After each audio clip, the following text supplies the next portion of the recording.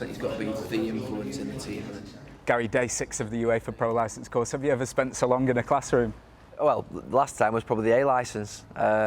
Slightly different this course, a little bit more sort of higher level stuff. The A licence is very coaching led, obviously on the field, practice led.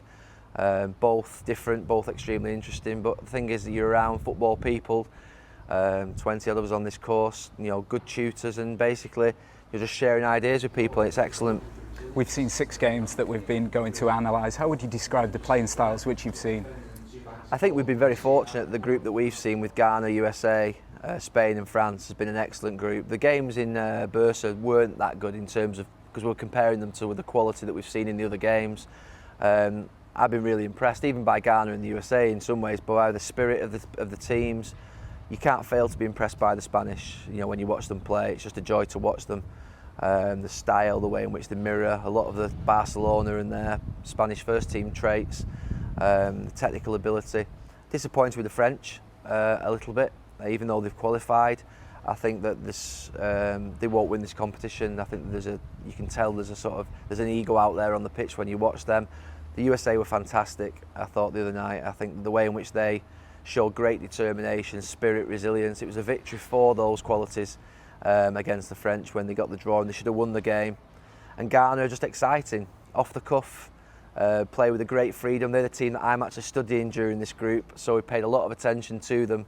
And like I say, again, they've been brilliant to watch. Gary, you've received high praise for your work on Sky in the analysis role. Give us an insight into the preparation work you do off the camera. Well, I think it's just basically you need good people around you. That's the key as well. Obviously, you've got to have the knowledge yourself, but that's why you brought in the first place. Clip identification, making sure you spot the right things, tying that in then with the presentation of it. But there's a lot of work goes on behind the scenes that people don't see. You know, you see me obviously on Sky presenting the actual the words, if you like, and the clips, but really, like I say, there's an incredible amount of work goes on behind the scenes from the people, and we've done a lot of analysis sessions this week. There's 2 guys here, they're really knowledgeable about football, they're good at what they do, the support that they give the team is fantastic, the visual support, and it's becoming a critical part of football now. The fans want more, they demand more. From a broadcasting point of view, they just don't want telling that the ball's ended up in the back of the net. They want to know why it's ended up in the back of the net, who made the mistake, how they made the mistake, why they made the mistake, how you rectify the mistake. They want to know everything. Do you think that the English game would benefit from a greater level of analysis and discussion? Yeah, I think that you can't fail but to be more information, better quality of information, you know, has never harmed anybody. So I think that the great thing about this week is that you're surrounded by people with all different types of knowledge, different experiences. There really is a great knowledge sharing going on between people, and I think that's the great fascination for me this week of being on this pro licence. Obviously I work in the media, I work obviously with England, and it's just it improves your knowledge. I think that when you work in broadcasting, particularly as an ex-player, you should come on these courses. Why wouldn't you come on these courses?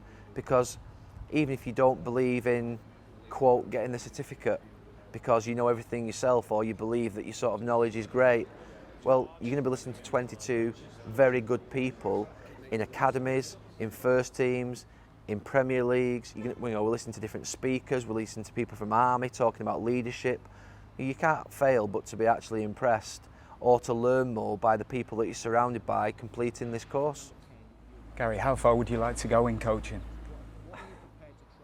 I'm realistic because I'm on this pro licence course, and yeah, I want to go to the very top. I want to be the Manchester United manager for 25 years like Sir Alex Ferguson. I want to be the England manager just like Sir Alf Ramsey, and I want to be knighted and sit there on Trafalgar Square with an open top bus. But then I go and listen to the reality that 63 managers lost their job last year. There's lads in there that literally are really talented people who are looking to get back into football. There are people who I played with who are fantastically incredible, talented, intelligent people who found it difficult in management. So I think that it's naive for me to turn around and make any sort of bold suggestions of what I will do or what I should do or what I want to achieve. I've just got to take day by day, get through this course first.